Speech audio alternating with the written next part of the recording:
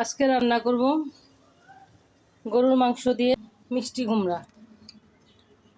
তার জন্য প্রথমে পেঁয়াজ কাঁচামরিচ ভেজে নিচ্ছি।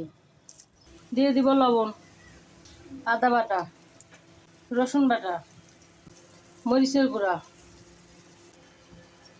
হলুদের গুঁড়া, গরম মশলা গুঁড়া, জিরা গুঁড়া, সবগুলো মশলা একসঙ্গে ভেজে নিব।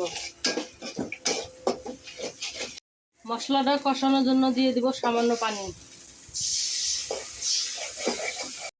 মশলা কষানো হয়ে গেছে, দিয়ে দিচ্ছি মাংস। মশলা কষানো হয়ে গেছে, সিদ্ধ হওয়ার জন্য দিয়ে দেব পানি। মাংস কষানো হয়ে গেছে, এখন দিয়ে দেব মিষ্টি কুমড়া। মিষ্টি কুমড়া দিয়ে দিয়েছি। এখন আর একটু সামান্য কষিয়ে নিয়ে তারপরে পানি দিয়ে দিব রান্না হওয়ার জন্য। মিষ্টি কুমড়া দিয়ে গরুর মাংস রান্না।